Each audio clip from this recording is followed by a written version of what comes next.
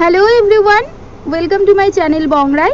প্রথমেই বলি, আমার যদি ভয়েসের কোনো সমস্যা হয়ে থাকে, শুনতে যদি অসুবিধা হয়, তার জন্য আমি সরি চেয়ে নিচ্ছি প্রথমেই।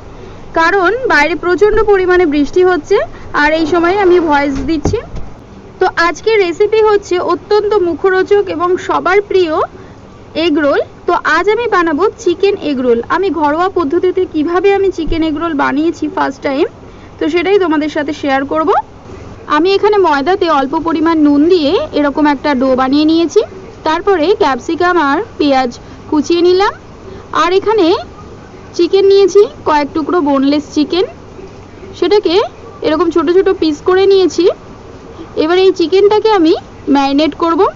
সেই জন্য প্রথমে লেবুর রস দিয়ে দিলাম এবং তার সাথে যেগুলো ব্যবহার করব, একটু হলুদ গুঁড়ো, তারপরে একটু লঙ্কার গুঁড়ো, তারপরে ধনে গুঁড়ো আর জিরে গুঁড়ো, সাথে লবণ এবং গোলমরিচ গুঁড়ো, আর তার সাথে দিয়েছিলাম আদা রসুনের পেস্ট। এবারে সবগুলো একসাথে ভালো করে মেখে নিয়ে ম্যারিনেট করে রেখে দেব। এরপর আমি এখানে ডিমের গোলাটা বানিয়ে নেব। সেই জন্য আমি এখানে 4টে ডিম অ্যাড করেছি। তোমরা এখানে চাইলে যে যেরকম পারবে অ্যাড করতে পারো, বেশি বা কম। তারপরে অল্প একটু নুন দিয়ে ডিমটাকে ফেটিয়ে রাখছি। এরপরে যে আটার ডোটা বানিয়ে রেখেছিলাম সেটা থেকে কয়েকটা লেচি কেটে নিয়েছি। এবারে একটা লেচিকে ঠিক এইভাবে গোল গোল করে ঘুরিয়ে আমি রেখে দেব, সবগুলো এক একটা এরকম করে। তারপরে একটা ডো নিয়ে তোমাদের বেলে দেখাচ্ছি। ঠিক এরকমভাবে রুটির মতন করে বেলে নিতে হবে, খুব একটা মোটাও না, খুব একটা পাতলাও না। ঠিক এইভাবে আমি সমস্ত রুটিগুলো বেলে নেব। এবারে এটাকে চাটুতে দিয়ে দিলাম। একটা পিঠ এরকম হয়ে গেলে তারপর সেটাকে উল্টে দিলাম। তারপর যেভাবে পরোটা বানানো হয় সেরকমভাবে পরোটা করে নেব। এপিট ওপিট করে ভালো করে সেঁকে নিয়ে তারপরে এখানে আমি তেল দিয়ে দিলাম, সাদা তেল, এবং সাদা তেল দিয়ে ভালো করে একটা বেশ ব্রাউন কালার চলে আসবে এরকমভাবে আমি পরোটাগুলো ভেজে নেব একটা একটা করে। আমার এখানে ঠিক এই রকম ব্রাউন কালার চলে এসছে, একটু লাল লাল কালার হবে। ঠিক এই রকম অবস্থাতেই আমি এটাকে তুলে নেব।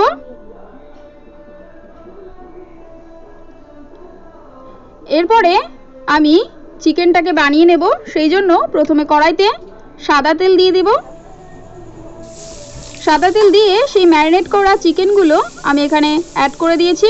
আমি যতটা সম্ভব পেরেছি চেষ্টা করেছি যতটা ভালোভাবে দেখানো যায় দোকানের মতন করেই, কিন্তু সেটা ঘরোয়াভাবে কি করে করা যায় সেটাই কিন্তু দেখানোর চেষ্টা করেছি।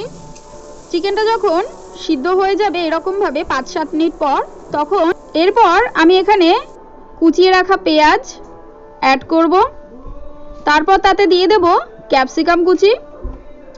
এবার সব উপকরণগুলো ভালো করে নেড়ে, খুব একটা বেশি লাল লাল করে ভাজার দরকার নেই,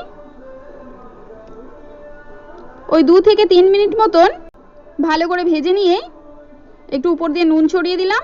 ব্যাস, চিকেনটা রেডি হয়ে গেছে। এবারে চাটুতে একটু তেল দিয়ে এখানে ডিমের গোলা একটু করে দিলাম।